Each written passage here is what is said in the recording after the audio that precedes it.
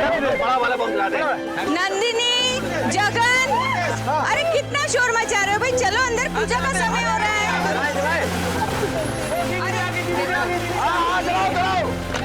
अरे दीदी आप नीरजा, सुन ना बेटा। हाँ माँ, क्या हुआ? मुझे तुझसे बहुत जरूरी बात करनी है। हाँ बोलो ना, क्या हुआ? जरा देखो ना हिना के मन में क्या चल रहा है। जब से आई है बहुत परेशान है। आप टेंशन मत लो, मैं उससे बात करके आती हूँ। हाँ देखो जरा।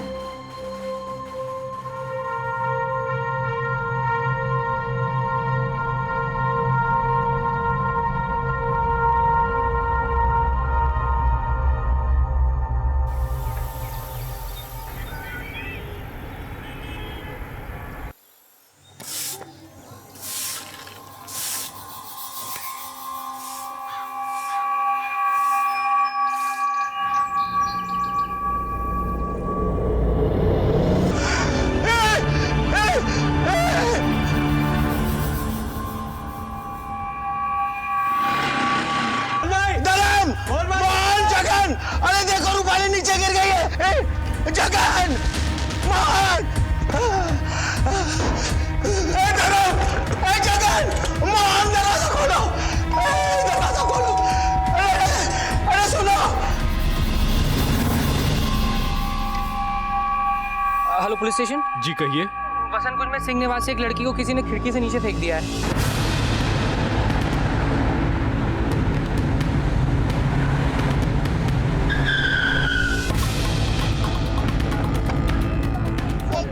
रूपाली बेटी, इधर चेक करो, जरा चेक करो।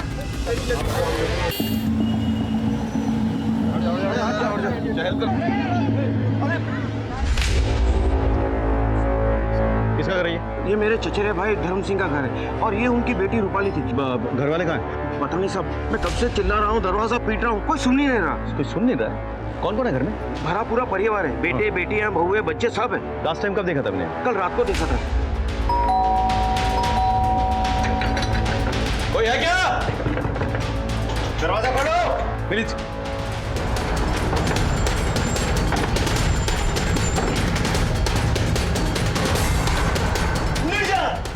मोहन,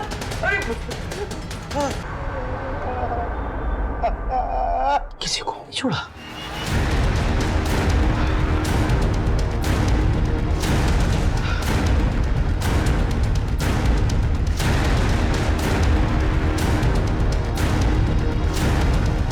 हाँ सर, मैं वसंत कुंज से बोल रहा हूँ सर। चारों तरफ लाशें बिछी हुई हैं, पूरा नरसंहार है सर यहाँ पे। प्लीज आ जाइए। नमस्कार, मैं सीनियर इंस्पेक्टर राकेश शर्मा और स्वागत है आपका क्राइम पेट्रोल दस्तक में। इतना बड़ा नरसंहार की देखकर मेरी भी रूह कांप गई।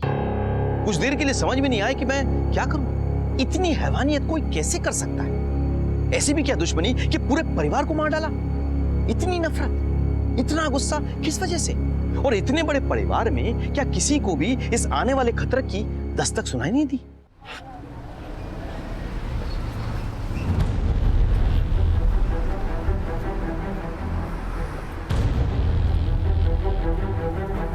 सर बोलो। Bad scene sir, very bad scene. संभालो संभालो संभालो संभालो संभालो अपने आप को। पानी लाओ कोई। क्या हुआ? क्या है? देखो क्या बताया सर, बहुत सारे क्राइम सीन्स देखे सर, ऐसा नहीं देखा। 10 लोगों की हत्या कर दी सर। 70 साल के बूढ़े से लेकर 7 महीने की बच्ची बेरे में से मार डाला सर। यहाँ से इस खिड़की से एक लड़की को नीचे फेंक दिया सर। चलो देखते हैं। सर ये बड़ी बेटी नीरजा। Real sad.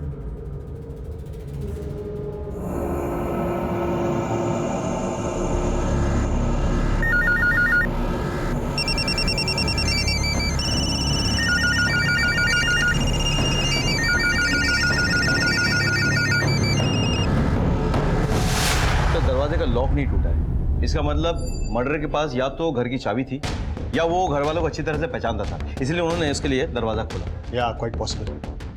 एक काम करो, इन बॉडीज का पंचनामा करवाने के बाद उन्हें पोस्टमार्टम के लिए भेज दो। जी सर। और पूरे घर को सील कर दो। Okay sir.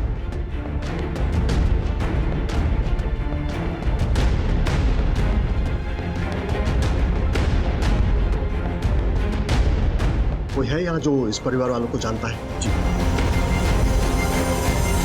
सर, ये कमल जी इस फैमिली के रिश्तेदार। इससे कोई दुश्मनी थी इनकी? कोई गलत काम तो नहीं कर रहे थे ना ये?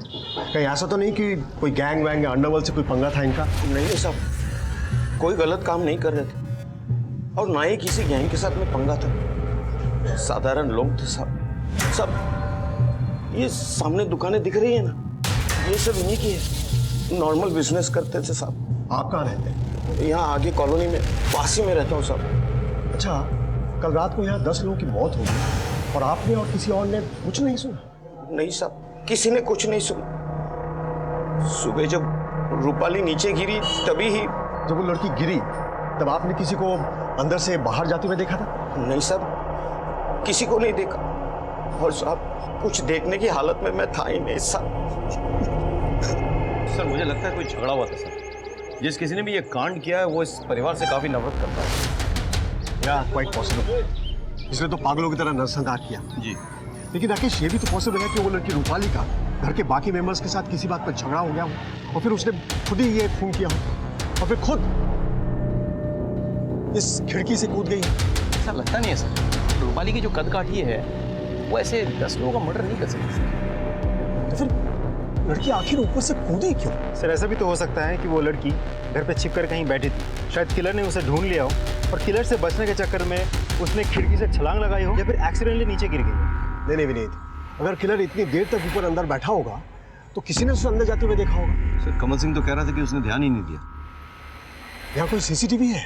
नहीं सर, हमने आसपास का सारा एरिया चेक कर लिया। यहाँ आसपास कहीं सीसीटीवी नहीं लगे। सर प्लीज, सर मुझे कवर कर दीजिए सर अंदर। Sir please, sir please, sir 9 लोगों के मीडिया को आप मीडिया को अंदर आने से नहीं रोक सकते सर। सर प्लीज, सर एक बार हमें अपना काम करने दीजिए। अभी नहीं, आप लोग प्लीज कोऑपरेट कीजिए। सर प्लीज, सर हमारे पीछे जो आप घर देख रहे हो इसमें 10 लोगों की लाश मिली है। गला रेत कर निर्मम तरीके से सबका मर्डर कर दिया गया है और एक जवान लड़की को खिड़की से नीचे फेंक दिया गया है। जैसा आप देख सकते हो पूरे इलाके को सील कर दिया गया है। पुलिस अभी तक मीडिया से बात करने को तैयार नहीं है। शायद इस हत्याकांड को वो अपनी नाकामियां भी समझ रही है। हत्या की वजह या हथियार अभी तक पुलिस के सामने नहीं आया है। कमल जी, इन दुकानों में से कौन सी दुकान धर्म जी की दुकान है? वो जनरल स्टोर है, वो धर्म जी का दुकान है। हालांकि चलाता उसका छोटा बेटा मोहन है। उसका बड़ा बेटा जगन प्रॉपर्टी का काम करता है। वो पास वाली दुकान भी उसी की है, मगर वो हमेशा बंद रहती है।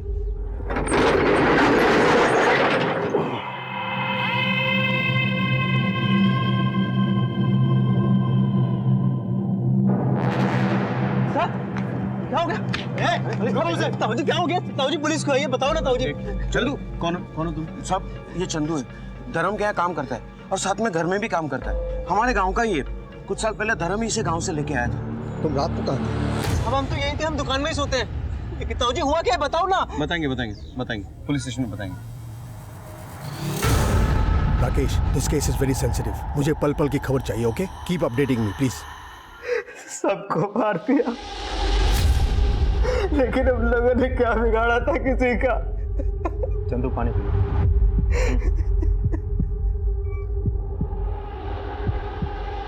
कल रात क्या हुआ था चंदू? हमको नहीं मालूम साहब, ये सब कैसे हो गया। हम तो जब वहां से निकले थे सब ठीक था। देखो चंदू, ठीक से बताओ, तुम आखिरी आदमी थे जिन्होंने सबको जिंदा देखा था। बताओ क्या हुआ था? धनतेरस की पूजा थी घर में, सब लोग बहुत खुश थे। हम भी जल्दी दुकान बंद करके घर चले गए थे साहब। आगे चंदू, महिपाल ने सही रेट लगाया ना पटाखों का? हाँ भैया। मम्मी ये पूजा का सारा सामान। नीरजा, जरा देखो बेटा, चंदू सारा सामान सही लाया है कि नहीं? क्या माँ, सब काम अपनी बेटी से ही करवाओगी? अपनी बहू से भी कुछ करवा लिया करो। अच्छा मम्मी जी, हम तो रोज ही काम करते हैं। दीदी तो कभी कभी आती है।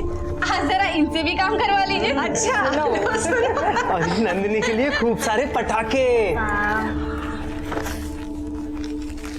रूपाली दीदी, आपकी गुंजिया के लिए बचा हुआ सामान। Thank you Chandu. अरे वाह, बहुत अच्छी खुशबू आ रही है। खा लेना फटाफट आके। हाँ मम्मी जी, और कुछ सामान? अरे चंदू सुन, ये ले। ये क्या है? तेरे लिए नए कपड़े। मेरे लिए? और नहीं तो, तू भी तो हमारा बेटा है ना। रहे। चल जल्दी जा और जल्दी वापस आ, पूजा शुरू करनी है। मैं बस यूं गया और यूं आया। भाग के जा। तुमने वहाँ कुछ भी अजीब देखा, कुछ अलग? ऐसा पूजा थी घर पे, हंसी खुशी का माहौल था। फिर क्या हुआ? उसके बाद हम कपड़े बदलकर दुकान से वापस घर चले गए थे साहब। जबान संभाल के बात कर। हाँ तो तेरा पैसा उधार लिया तूने, एहसान नहीं किया कोई मुझ पर, पूरा ब्याज ले रहा है मुझसे। देख तेरा पैसा लेके परिवार के साथ भाग नहीं जाऊंगा मैं। क्या भैया, आप किससे उधार लिया आपने? कुछ नहीं, ऐसे धंधे के लिए बस। क्या आप अपना धंधा बढ़ाने के चक्कर में हम सबको मुसीबत में डाल देते हैं? नेता बेटा है तू, टीचर है जो हर वक्त ज्ञान देता रहता है मुझे। अगर किसी से पैसा उधार लेता हूं ना तो ब्याज सहित लौटाता हूं उसे, तेरे आगे हाथ नहीं फैलाता मैं। हाँ, लेकिन किसी और के आगे भी हाथ फैलाने की क्या जरूरत है भैया? बस बहुत हो गया, छोटा है छोटे की तरह रहे। जा अपना काम कर, बड़ा ज्ञान देना है। क्या कर रहे हैं आप लोग? अब तुम शुरू मत हो जाना। कम से कम त्योहार के दिन तो मत लड़िए। आइए चलिए पूजा करते हैं। ए चंदू, इधर इधर इधर। वाह, बड़ा सुंदर लग रहा है तू। क्या भैया, आप भी ना। तो लक्ष्मी नारायण भगवान की जय।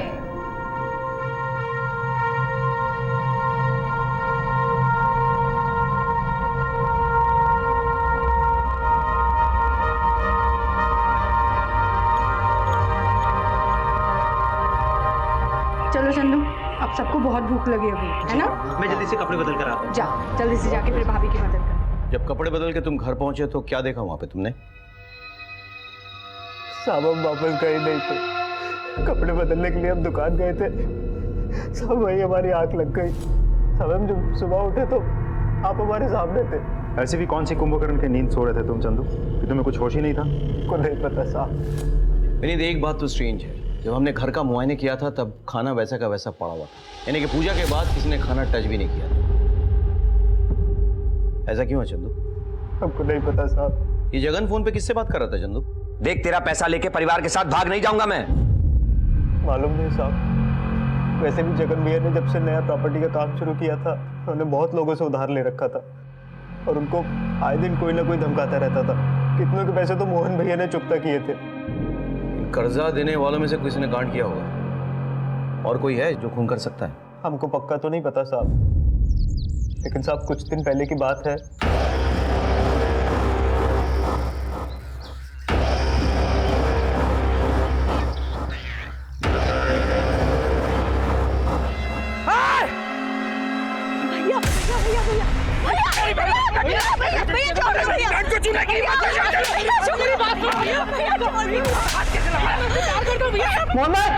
मोहन भाई, चंदू, मोहन भाई, वो जगन भाई रूपाली दीदी के दोस्त को बहुत ज्यादा मार रहे हैं। हाँ, बाहर कहीं जल्दी चलिए, कहीं पे हेल्प कर रहे हैं। आइए जल्दी आइए।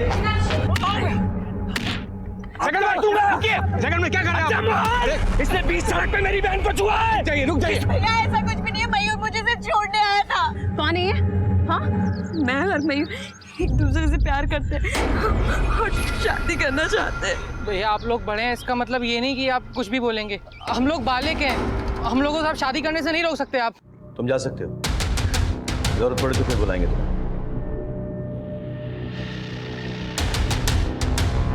मैं कम इन सर? कम इन। सर ये स्वराज एक्सप्रेस के ट्रेन की टिकट है जो हमें रूपाली के हैंडबैग से मिला था। इसको देखने से तो ऐसा लग रहा है कि रूपाली और मयूर दोनों इसी ट्रेन से सुबह 4:30 बजे जम्मू जाने वाले थे। सर हमें घर में एक लगेज बैग भी तो मिला था जिसमें लड़की के कपड़े, ज्वेलरी और कैश थे। यानी कि रूपाली और मयूर भागने की ताक में थे।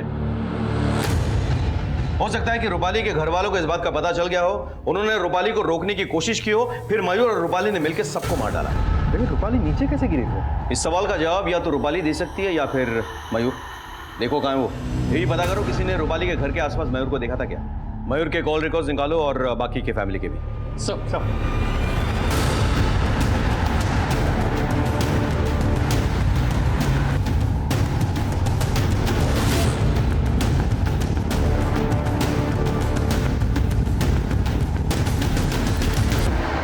अरे भाई साहब सुनिए जरा, मयूर यहीं रहता है? जी हाँ, मयूर यहाँ मेरा किराएदार है और मैं इस घर का ओनर।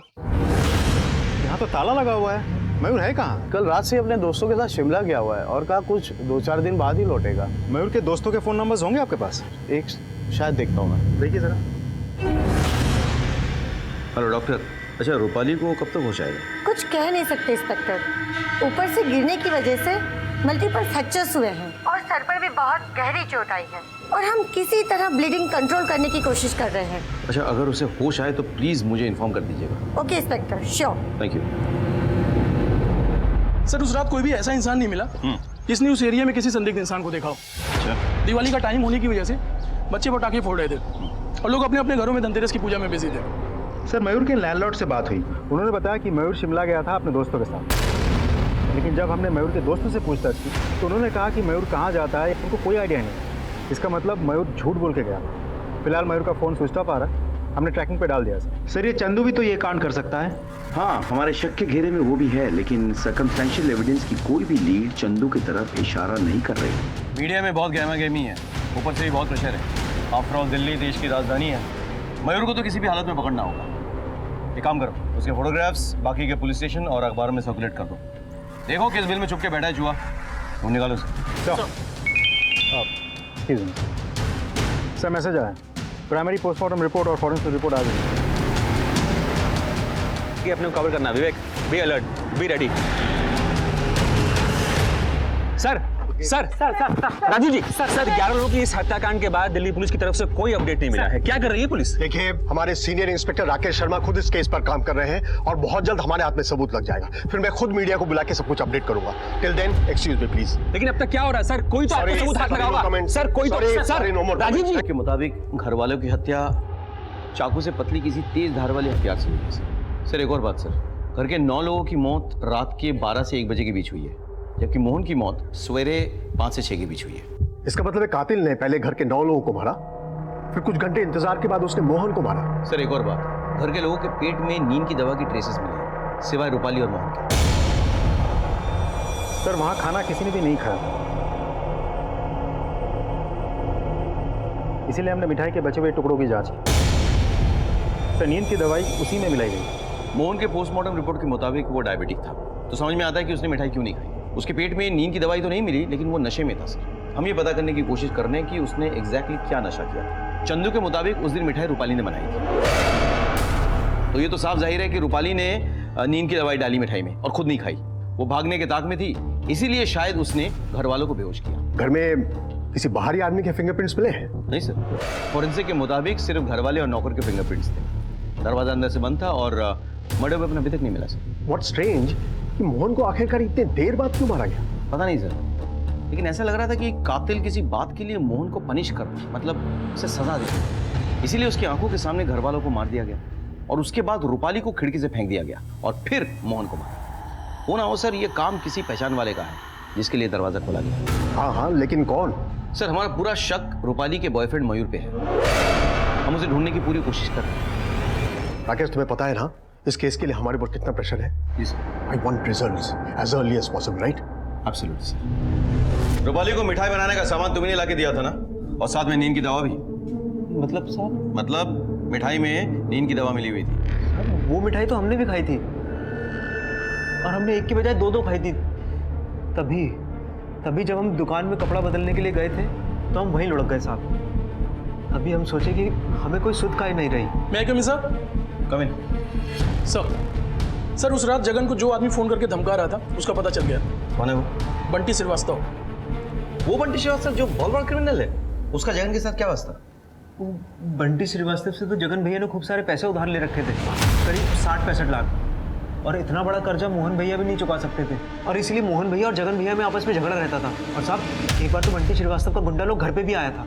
ये मैं जीत गए, पापा हार गए। अरे वाह जगन भैया, आप तो बच्ची से हार गए। अरे बच्ची से क्या हार गए? मेरी तो प्यारी बच्ची है, इसी से तो हारा हूँ। चल एक गेम और हो जाए। ओ बाबा, क्या हार चल रही है? कहीं ऐसा न हो तेरी बेटी अपनी जिंदगी से हार जाए। कौन हो तुम लोग? मेरे घर में आने की हिम्मत कैसे हुई? अबे साले, बंटी भैया के पैसे खा के हमें हाथ निकाला।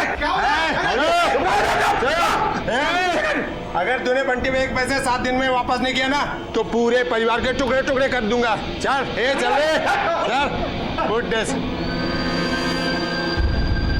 उस कत्ल वाली रात भी जगन के पास बंटी का फोन आया था। देख, तेरा पैसा लेके परिवार के साथ भाग नहीं जाऊंगा मैं। बंटी से माफी या मोहलत मांगने के बजाय जगन ने फोन पे उससे बदतमीजी की। हो सकता है कि बंटी को गुस्सा आ गया हो और उसने अपने आदमियों को भेजा हो उनको मारने के लिए। कहाँ है आजकल बंटी? सेंट्रल जेल में सर।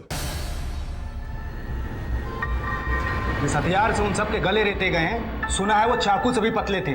और इस तरीके के हथियार पॉकेटमार ही यूज करते हैं। चिंदी पॉकेटमार और बंटी श्रीवास्तव में आपको फर्क नजर नहीं आता है? आप लोगों से पूछिए कि बंटी श्रीवास्तव अगर किसी का खून भी करता है तो किस तरीके से करता है। और पूरी दुनिया जानती है कि बंटी श्रीवास्तव की दुश्मनी किसी से भी हो, मगर वो औरतों और बच्चों को कभी नहीं मारता है। तो बातें तो बहुत अच्छी करता है, लेकिन अगर ये तेरा काम हुआ तो तू बहुत पछताएगा।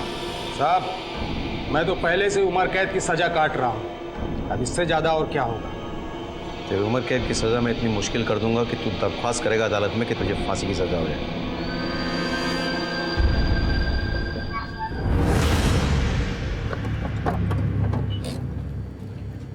मुझे पता था बंटी श्रीवास्तव से ऐसी जवाब मिलेगा।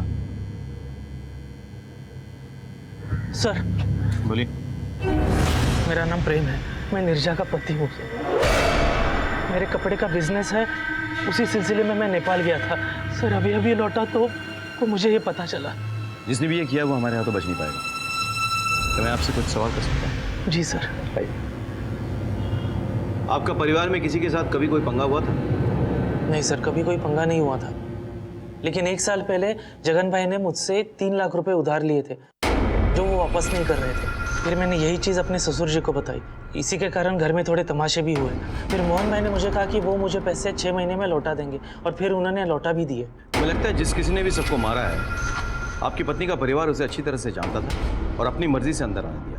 ऐसा कोई है जो आपकी पत्नी के परिवार का सगा भी था और उनसे इतनी नफरत भी करता था?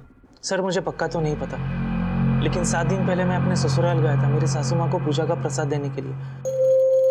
बहुत अच्छा लगा दामाद जी, आज आप इतने दिनों के बाद आए। प्रेम जी, हम लोग एक शहर में रहते हैं, फिर भी एक दूसरे को नहीं देख पाते। आते रहा करो, मुझे चाय मिल जाती है इस बार। हिना? हिना? क्या हुआ बेटा? हाँ?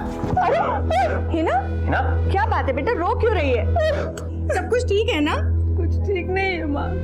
क्या ठीक नहीं है ना? भैया, हर्षद ने मुझे घर से निकाल दिया, वो मुझे तलाक देना चाहता। क्या कह रही है ना? ऐसे कैसे देना चाहता था? हाँ? शादी को 6 महीने नहीं हुए उसने तुम्हें घर से बाहर निकाल दिया। अब तू देख, छोड़ूंगा नहीं। मेरी बहन की बेइज्जती की है उसने। अरे जगन रुक जा बेटा। दामाद जी आप उसे रोकिए प्लीज, बहुत गुस्से वाला है, कुछ गलत ना कर बेटे। मोहन भी घर पे नहीं है, चलो रोकिए उसे। जी। अर्षद! अर्षद! अरे अर्षद!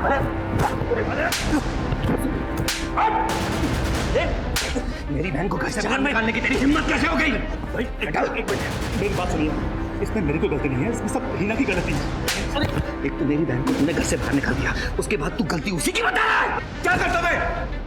आपकी बहन को पति पत्नी का रिश्ता निभाना ही नहीं आता है। सुन, संबंध प्यार, इज्जत और मोहब्बत से बनाए जाते हैं। अगर तूने सम्मान के साथ मेरी बहन को घर में वापस नहीं किया ना, तो मैं मंदिर के घंटे की तरह इतना बजाऊंगा कि साले ना तू रात में सो पाएगा ना दिन में। समझा?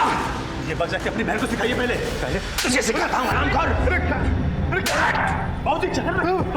तो आपको लगता है हर्षद ने सबको मारा? सर ये तो मैं कह नहीं सकता, लेकिन जिस तरह का बर्ताव जगन भाई ने हर्षद और उनके पिताजी के साथ किया, अगर ऐसा कोई मेरे परिवार के साथ करता तो मैं तो उसे जिंदा नहीं छोड़ता।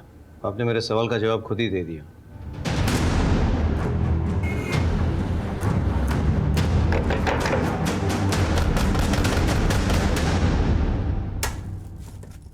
जी, हर्षद घर पे हैं? जगन ने तुम्हारे पिताजी पे हाथ उठाया था, लेकिन उसके परिवार की हत्या से हमारा कोई लेना देना नहीं है सर। हिना के साथ तो है ना? हिना को घर से क्यों निकाल दिया था? सर वो मैं बहुत अजीब सिचुएशन में फंस गया था, पता नहीं कौन से ट्रॉमा में थी। जब मैं जाता उसके पास तो वो डरकर भाग जाया करती थी। सर हमारे बीच में कभी भी पति पत्नी का संबंध रहा ही नहीं। सर मैंने उसे कितनी बार कहा कि किसी साइकेट्रिस्ट के पास चलते हैं, लेकिन नहीं। एक बात बताओ, कत्ल की रात तुम कहाँ थे? मैं अपने घर पे ही था सर। ठीक है, फिलहाल के लिए तो हम जा रहे हैं, लेकिन शहर छोड़ के नहीं जा सकते तुम। कभी भी हमें याद करें तो चुपचाप अटेंडेंस लगाने पुलिस स्टेशन आ जाना। ठीक है सर। सभी विक्टिम्स के फ़ोन कॉल रिकॉर्ड्स आ गए हैं, मयूर के भी। एक इंटरेस्टिंग बात है सर, मयूर रात को करीब 12:30 बजे और फिर सुबह करीब 6 बजे रूपाली के घर के आसपास ही था।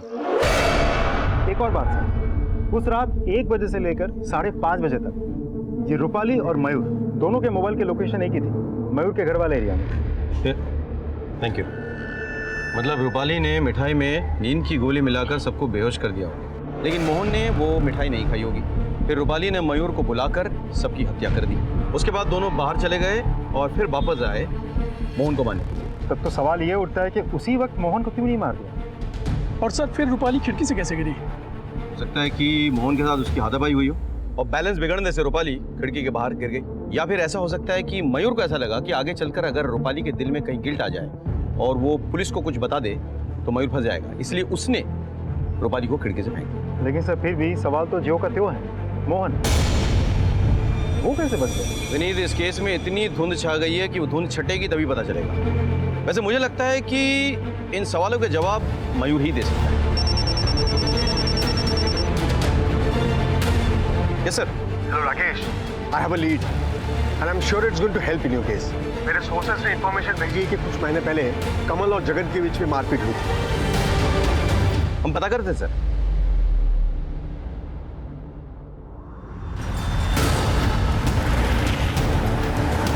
कमल और जगन के बीच झगड़ा हुआ था क्या? हाँ, कुछ दिन पहले उनमें झगड़ा हुआ था। प्रियंका, तुमने नंदिनी को देखा क्या? सुमन, तुमने नंदिनी को देखा क्या? कमल जी के हैं। कमल जी के हैं? हाँ। नंदिनी, हद होती है बेशर्मी की। छोटी बच्ची है ये, तुम्हें शर्म नहीं आई? तुम्हें और कोई नहीं मिला?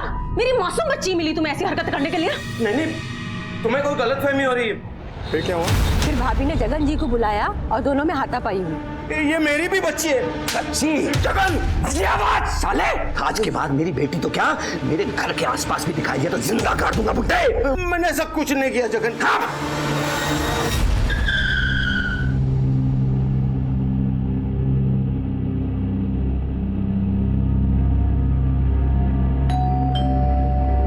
आजकल समय ही कुछ ऐसा हो गया कि लोगों को सच्चे रिश्ते पर भी भरोसा नहीं रहा। उस दिन नेहा ने मुझे नंदिनी को अपने गोद में बिठाकर प्यार करते देख लिया तो उसने गलत समझ लिया साहब। धनतेरस के दिन मेरे घर के अलावा सारे घर में रौनक। वो छोटी बच्ची नंदिनी ने मुझे देखा और दिवाली की शुभकामनाएं दी। हैप्पी दिवाली दादू। मुझे अच्छा लगा साहब, ऐसा लगा कि चलो कोई अपना तो है। नहीं सुधरोगे ना तुम? मैंने आपको सब कुछ सच सच बता दिया, लेकिन आपको फिर भी ऐसा लगता है कि ये मैंने किया है तो आप मुझे जेल में डाल दीजिए। लेकिन साहब, आपसे हाथ जोड़कर विनती है, उनके कातिल को ढूंढकर सजा जरूर दीजिएगा। कभी कभी मैं सोचता हूं कि हम किस दुनिया में जी रहे हैं जहां हम अपनों पर यकीन नहीं कर सकते। अब कमल ने नंदिनी के साथ कुछ किया था या नहीं, ये अलग बात, लेकिन सच्चाई तो यह है कि आजकल बच्चे अपने घरों में अपने परिवारों के साथ, अपने अपनों के साथ सुरक्षित नहीं है। कमल लाख सफाई दे दे, रिश्तेदार होने का रोना रो ले, लेकिन हमें उस पर पूरा शक था। तभी कुछ ऐसा घटा जिसने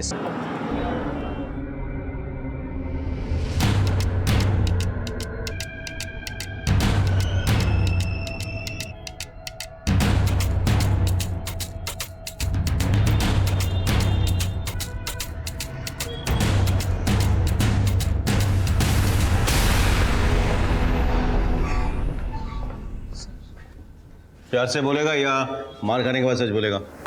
क्यों मारा सबको? सर मैंने किसी को नहीं मारा सर। सर चलो, सर मेरी बात सुनिए, सर मेरी बात सुनिए, सर मेरी बात सुनिए, सर मेरी बात सर हमारा प्लान सिंपल था सर। रूपाली मिठाई में नींद की दवाई मिलाएगी और सबके सोने के बाद चुपचाप रूपाली बाहर आ जाएगी और मैं उसे पिक कर लूँगा। सर हमारा प्लान भी पूरा हो गया था सर।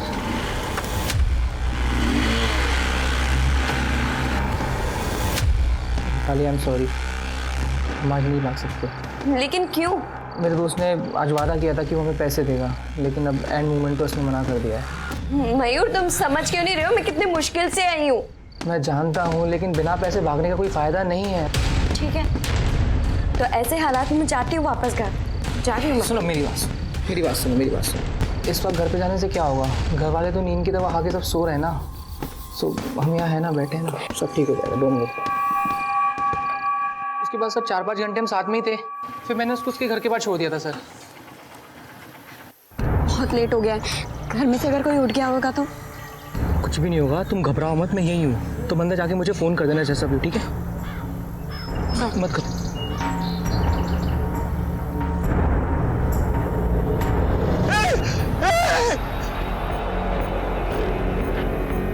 तेरी गर्लफ्रेंड अपनी घर की खिड़की से नीचे गिर जाती है तो भाग जाता है वहाँ से। सर मुझे लगा जगन भाई जाग गए हैं और उन्होंने गुस्से में आकर रूपाली को खिड़की से नीचे फेंक दिया है। सर मैं डर गया था सर, मुझे लगा वो मुझे मार डालेंगे सर, इसलिए मैं वहाँ से भाग गया। लेकिन सर मैंने ही बाहर जाकर पुलिस को पीसीओ से फ़ोन किया था सर।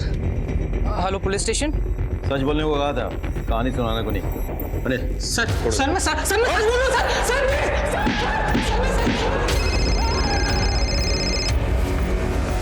हेलो सर, अभी अभी हॉस्पिटल से कॉल आया था, रूपाली की डेथ हो गई। सर हमारे पास एक ही रास्ता बचा था, अब रूपाली के डेथ के साथ साथ तो वो रास्ता भी बंद हो गया। विनीत, पुलिस वालों के लिए रास्ते कभी बंद नहीं होते। कातिल को तो हम ढूंढ निकालेंगे, तो जो कोई भी है हमारी आंखों के सामने है, बस पर्दे के पीछे छिपा हुआ है। एक काम करते हैं, फिर से सारी पर्दे हटाते हैं, कुछ ना कुछ जरूर हाथ लगेगा। तुम एक काम करो, इस केस से जुड़े हुए तमाम एविडेंसेस और स्टेटमेंट्स लेके आओ। सर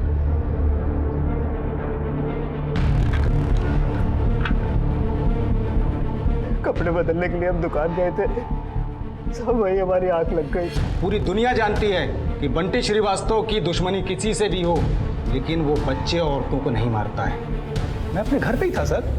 आपको फिर भी ऐसा लगता है कि ये मैंने किया है, तो आप मुझे जेल में डाल दीजिए। विनीत, इसे लेके आओ। Are you sure sir?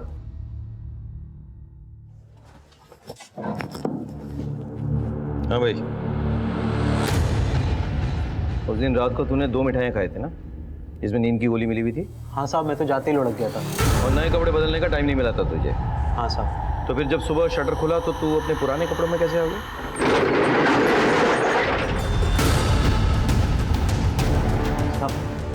साहब मैं आपको बताना भूल गया, मैंने सोने से पहले कपड़े बदल लिए थे। अच्छा अच्छा अच्छा, तो कहाँ हैं तेरे नए कपड़े? पता नहीं साहब। नहीं पता। अनिल, याद आया कुछ? तेरे नए कपड़े जो तूने दुकान में बोरी के नीचे छिपा रखे थे।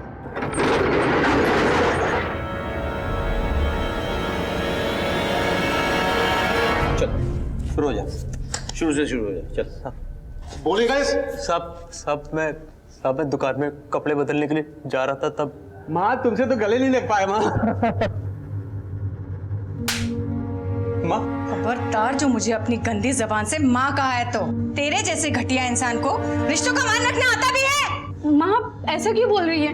क्या हुआ है? शर्म नहीं आई तुझे अपनी ही बहन की इज्जत पर हाथ डालते हुए? क्या बकवास कर रही है आप? अच्छा बकवास कर रही हूँ मैं? हाँ, हिना ने हमें सब कुछ बता दिया है। बचपन से ही तू इसकी इज्जत पर हाथ डालते आया है, अपनी ही बहन की इज्जत लूटता रहा तू। तेरी वजह से आज इसकी गृहस्थी बर्बाद हो रही है। अरे ये तो अपने पति के पास भी जाने से डरती है। राक्षस है तू, बिल्कुल राक्षस। हिना, हिना, माँ जो कह रही है क्या वो सही है? मोहन, तुझे नहीं छोड़ूंगा साले। आज इनके साथ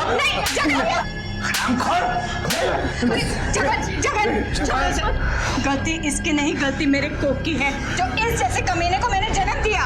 ऐसे घटिया इंसान के साथ मैं भी अपनी बेटी के साथ इस घर में नहीं रह सकती। इस घटिया इंसान के साथ तो मैं भी नहीं रहना चाहती। शी, चाचू आप कितने गंदे हो। चल चल निकल जा। सबका फैसला सुन लिया तूने? सुन, अगर तू मेरा भाई नहीं होता ना तो काट के तेरे टुकड़े टुकड़े कर देता। निकल जा यहाँ से और मनुष्य सूरत कभी घर मत दिखाना। निकल जा।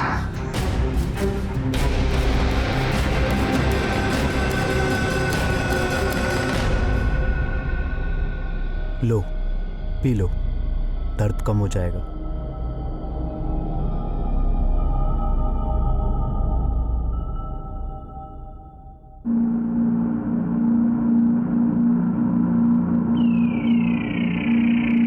तुम जानते हो ना हम तुमसे कितना प्यार करते हैं, तुम्हारे बिना नहीं रह सकते हम।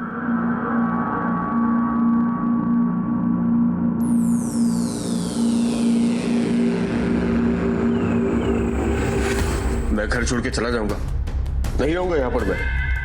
तुम काहे जाओगे घर छोड़ के? हाँ, ये घर तुम्हारी खून पसीने की कमाई से बना है। क्या किया है जगन ने आज तक इस घर के लिए, सिवाय कर्जा लेने के? और नीरजा चली गई ना अपने ससुराल, इतना सारा दहेज लेकर। और वो हिना, अरे जो औरत अपने पति को नहीं संभाल सकती वो औरत कहलाने के लायक नहीं होती। क्या बोल कह रहा है तू? उन्हें बहाना चाहिए था तुम्हें घर से निकालने का। चलते हैं वो सब लोग तुमसे, और तुम भी मार खाकर बैठ गए। सिर्फ मर्द की तरह प्यार ही कर सकते हो या फिर मर्द की तरह गुस्सा भी आता है? बकवास मत कर तू, बकवास मत कर।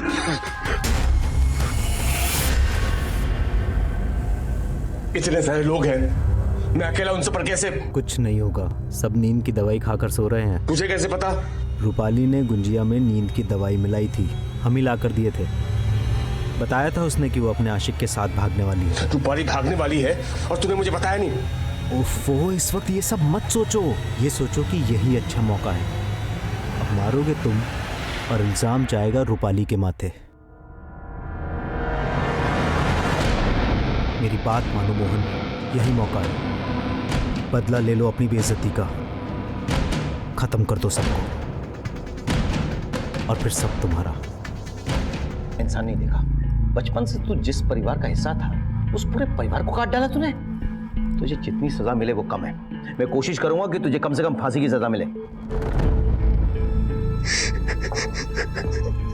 बुरे काम का नतीजा हमेशा बुरा ही होता है। फिर मोहन ने जो हिना के साथ किया था वो सिर्फ बुरा नहीं बल्कि एक पाप था। किसी भी लड़की के साथ जबरदस्ती करना अपराध है। फिर हिना तो मोहन की सगी बहन थी। हिना के साथ इतना कुछ होता रहा लेकिन वो चुप रही। लेकिन क्या घर वालों को इस बात की कोई दस्तक नहीं मिली? किसी को कुछ भी एहसास नहीं हुआ? और क्या हिना परिवार में किसी पर कोई विश्वास नहीं रखती थी कि वो अपनी सच्चाई किसी को बयान कर सके? हर रिश्ते की एक मर्यादा होती है और जब कभी इंसान उस रिश्ते को तोड़ता है तो वो किसी ना किसी अपराध को निमंत्रण देता है। सर जी, बसंत कुंज एरिया के पीछे वाले बस्ती में एक रेप हुआ है, हमें तुरंत निकलना होगा। चलो सब। मैं सीनियर इंस्पेक्टर राकेश शर्मा आपसे विदा लेता हूं, फिर मिलूंगा किसी नए केस के सिलसिले में। तब तक सतर्क रहिए और देखते रहिए क्राइम पेट्रोल दस्तक। मकसद बताना नहीं, बचाना है। जय हिंद।